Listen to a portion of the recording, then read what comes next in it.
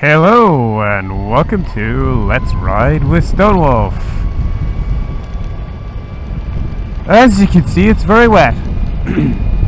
You have joined me on the NC500! Hooray! I've literally just left Inverness. We're going anti-clockwise. And we're gonna do this in one day. Oh yeah. Ooh. It is 5:05 in the morning. I left Inverness Castle at 5 at the dot. And yeah, yesterday was beautiful and sunny, and Tuesday is due to be beautiful and sunny. And you'll never guess how much of today is going to be like this. Yep, exactly that amount. Nah, I think last time I looked at the forecast, the last couple of hours of my trip will be okay, but you know, most of it is going to be wet. We may even have a thunderstorm at Brora, so that'll be fun.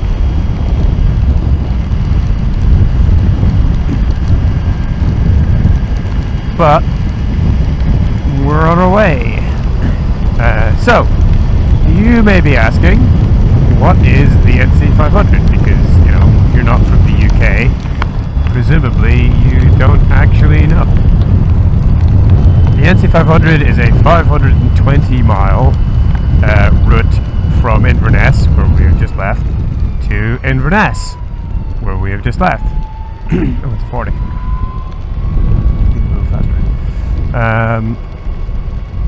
And it goes around the Highlands. It basically goes up the coast, across the coast at the top, down the coast at the other side, and then it comes across the hills down into Inverness.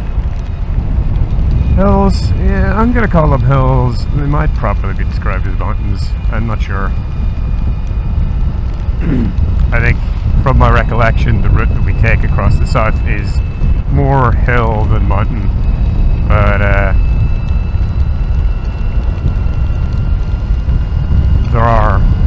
there are mountains in the middle of the route, and yeah, that is the NC500. It's 520 miles long. That number is deceptive, because it is not all like this, not at all like this. But well, you're gonna see that, because I'm gonna record as much of it as I can, despite this awful weather. Wow.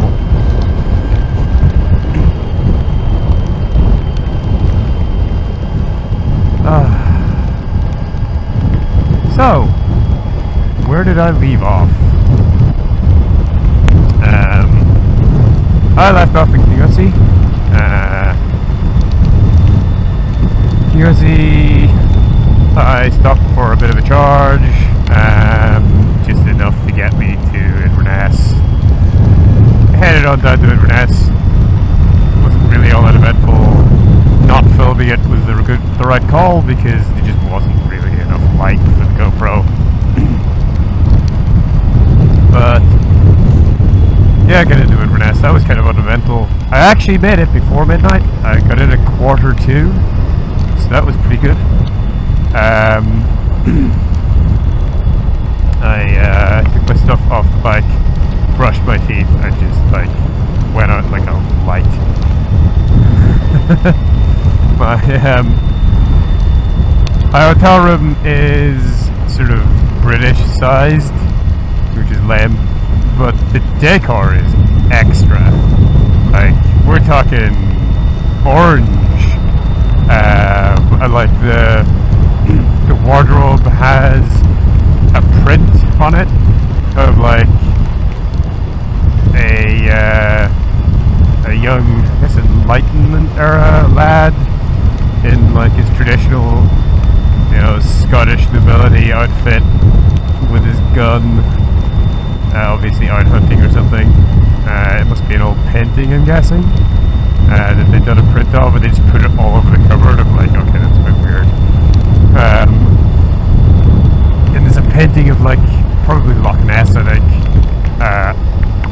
the ceiling above the bed. I'm like, okay. You know, I lie on the bed, I look up, there's a painting. Fair enough. The bathroom's quite nice though. The bathroom is quite nice, and that bed, the bed is too big for the room.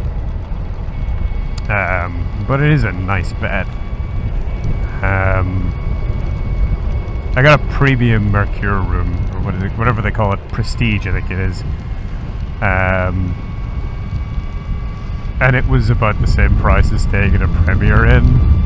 If you don't know what those are, like Mercure is not an expensive hotel, but they try.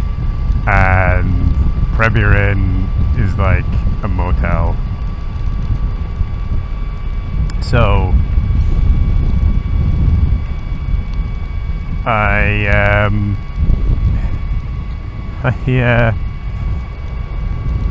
thought that I had not booked a Prestige room. I could have sworn that I had booked like a basic, regular, ordinary room and no breakfast. And then I got there and the guy was like, hello valued customer, you have booked a Prestige room and you have breakfast. And I'm like, okay, I'm not gonna quibble.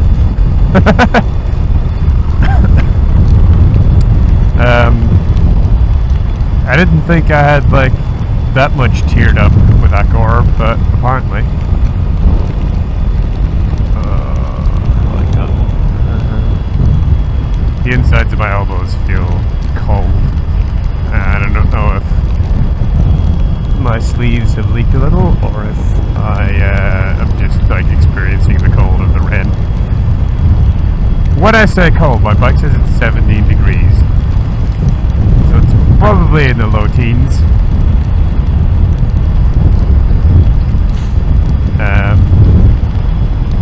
For those of you who watched my route up here,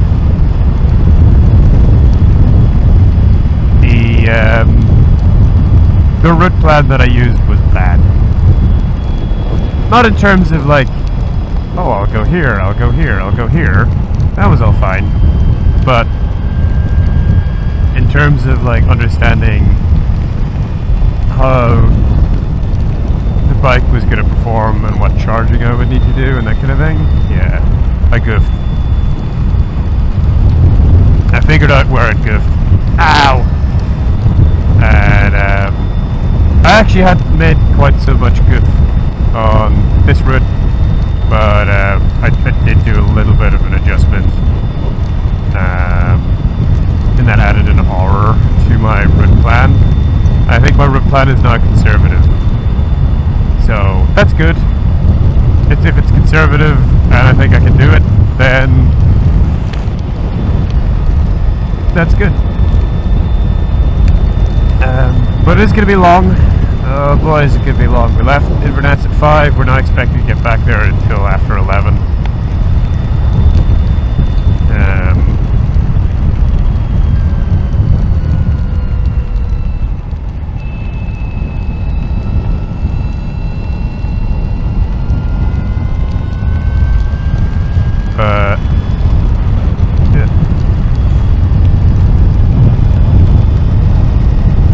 Yeah, one really interesting thing is,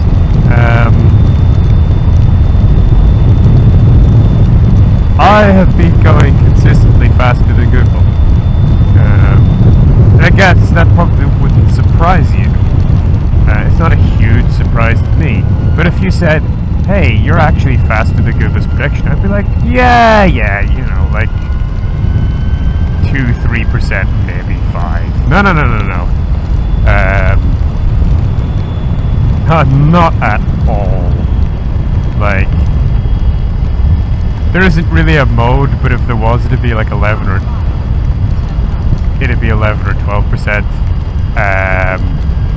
And like, my mean is 15, or not mean, my average rather, median is 15. 15%. Wow.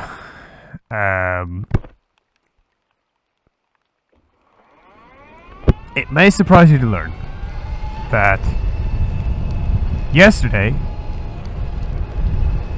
I gained an hour 21 on the road. And, like,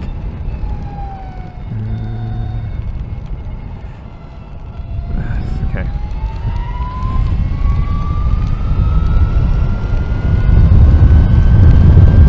And kind of like, Google is just there really to get me to my charger. It's not there to inform me about the route, because the route is usually pretty well signed. There wasn't an NC500 sign on that sign, so I'm going to assume that I'm just going to keep going the way I'm going. But yeah, I gained an hour 21, and that is even accounting for the fact that one of the bits, I think it was skipped into Penrith, I actually lost 9 minutes. I was 9 minutes slower, and I still came in total 1 hour 21 faster. I left my house 15 minutes late, and I got to Skipton 7 minutes early, even though I stopped to do my tire pressure along the way.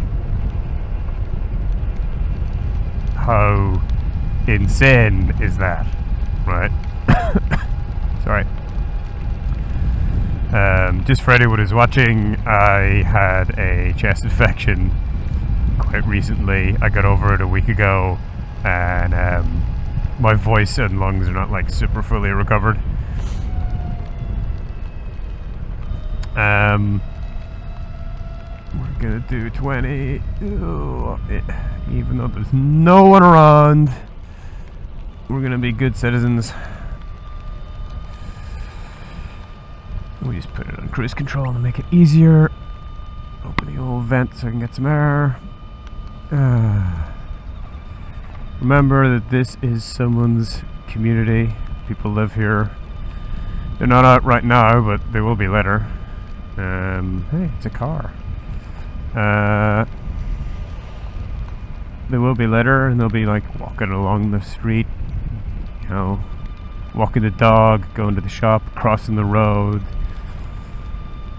If the weather was better, sitting in the park, reading a book, you know, over there on the bench. Be nice to them, you know, don't like hot rod it, hot dog it through their town. It's not okay, it's making it dangerous for them. Making it unpleasant for them, to be honest. And don't be like, you know, riding through their town and sitting at the traffic light and like Harley riders, but also sport bike riders. Be nice to these people. This is their home. You're a guest. Behave appropriately. There we go. I do my PSA once a day, so I'm not going to bother you with it again today. But that is it. Anyway, what was it? Oh yeah, an hour 21 again. So I lost all of the time that I lost when it was stopped. So I had to do a whole bunch of analysis on that just to figure it out. This is really actually very interesting, but it's incredibly nerdy. It's incredibly nerdy. There's several factors.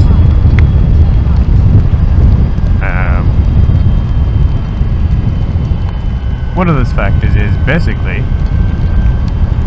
I was overconfident.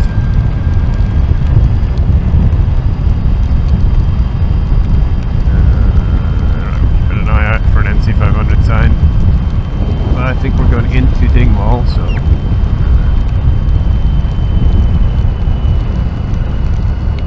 nope.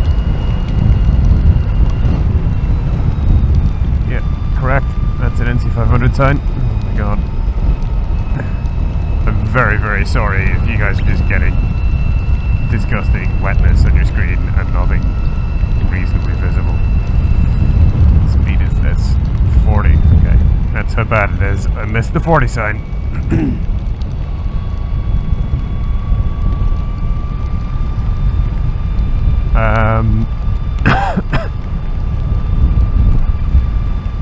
So,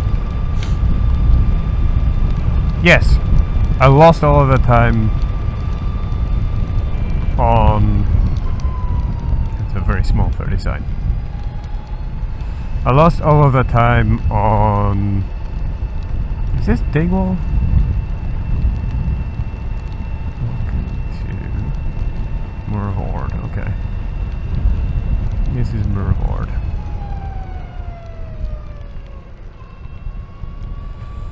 Or at least it's a place where they name things after Murvord. It might be Dingwall. Probably not. But sharp right. Well, we'll see what the sign says, Google. The sign says no. The sign says Dingwall is not a sharp right. But we should be prepared for a junction. There is not a junction. Okay.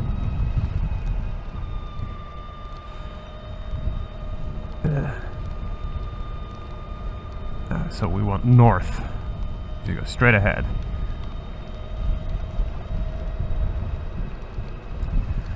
We would go that way if we were going to do it clockwise.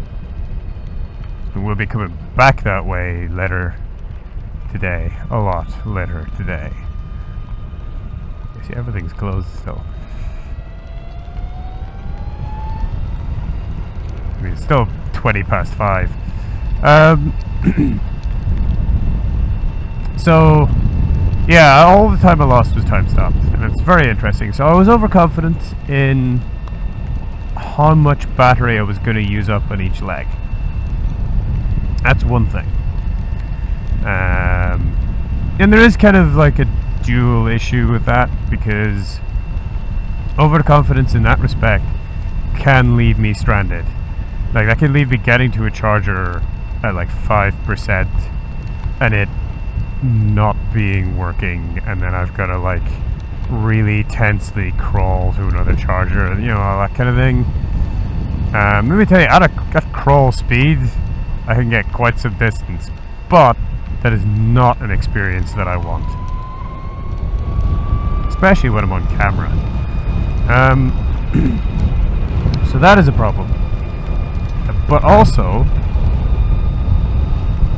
overconfidence in that respect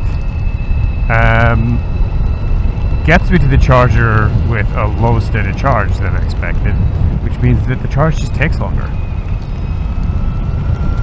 And I don't like to do really long charges.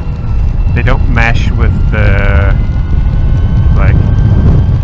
way the battery works, especially with thermal management. It becomes a problem. It might not be a big problem today because it's bloody cold, and we have this cooling medium falling from the sky, so that might help. But what I can say is overconfidence in that respect leads us to disappointment.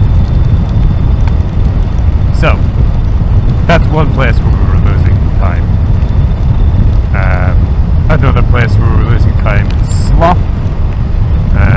You know, you get in, you turn your sat nav off, you stop recording, get off the bike, you do a couple of squats, make some old man noises, take your helmet off, and then you plug the bike in. And then you do everything in reverse on the other side of the charge. And I had not accounted for basically any of that, right?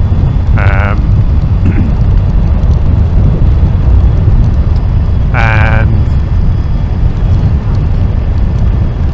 probably not Google. Yeah, probably not. What were they? Yep, so that's another one. And then there's food. So 2 of my stops were longer than expected.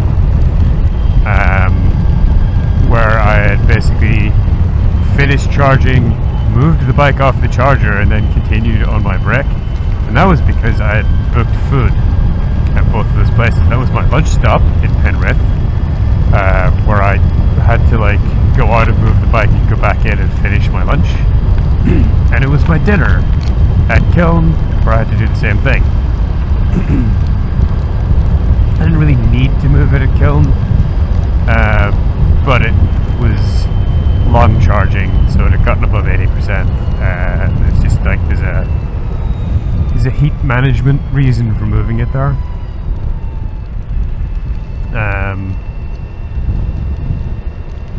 So that was one, and then, you know, there's wait time and reliability. So this is kind of like one that's very hard to predict.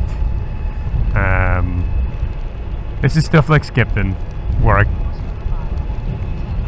I got there and I was waiting at least a half an hour before I could charge. This is stuff like Abington. Abington was a really long stop. When you look at the stats, way longer than I thought it was. And the reason why is because I pulled up, I plugged in, and the charger started giving me 1 kilowatt. I was like, what? 1 kilowatt? How? And then I looked around and was like, there's another charger just there. So I rolled over to that charger, and then that charger didn't want to start the charge.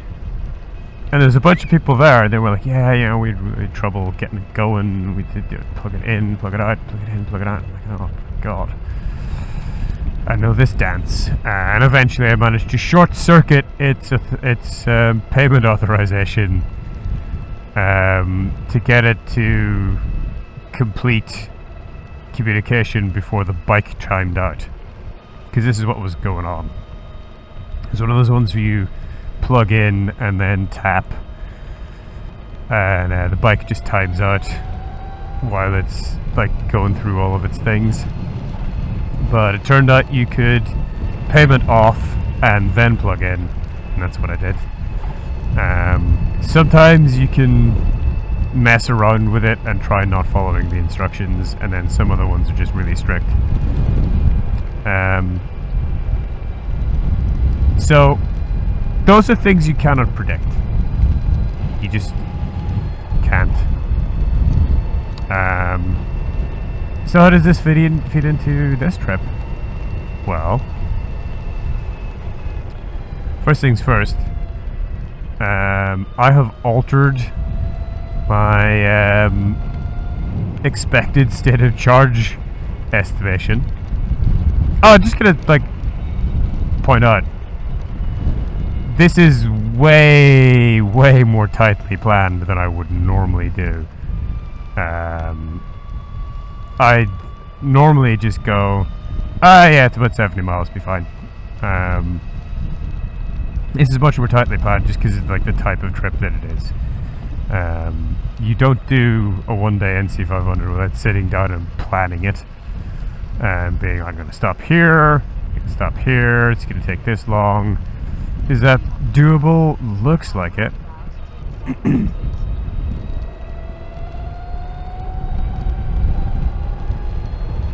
know?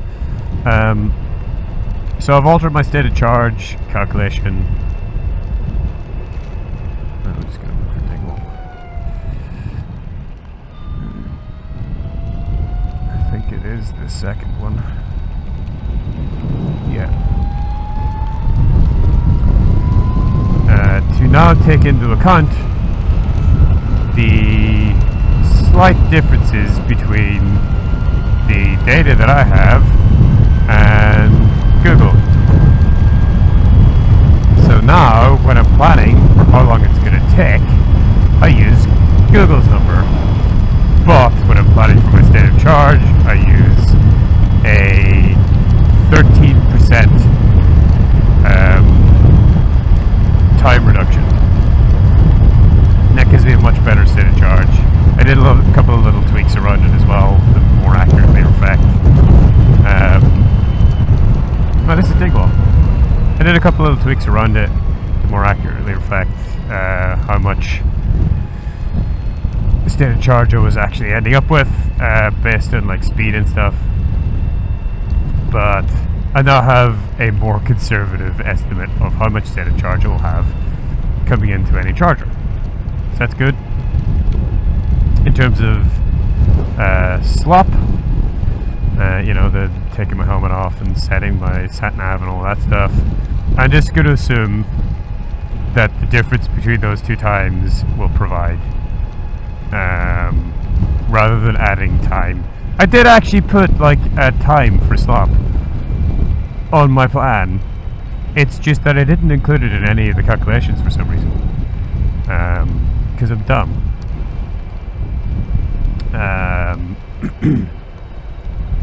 So that's that. I have added heat to my calculations. This is something I hadn't added. You know, serial charging, the battery gets hot, it takes longer to charge. I've added a little bit just to account for that. I have quite long charges at my lunch and dinner stop, so I think they're probably gonna be okay. But they're not gonna hold my plan up hugely, even if they are like 5 or 10 minutes over. And then there's just no accounting for like broken chargers and having to wait. If that happens, it happens. And hopefully this more conservative plan, which says it's going to take an hour longer than it previously said, is going to be more realistic. We're going to see. We're going to see how well it keeps up. But this is Dingwall, and this is the end of this episode. So, if you've got anything to say, hit me up in the comments. If you enjoyed this video, give it a like. Check out some of my other videos. If you enjoy that, what I would suggest is you could subscribe and hit that bell. And if you would like to reward me for entertaining you today, you can find links to do so in the description below. Bye bye.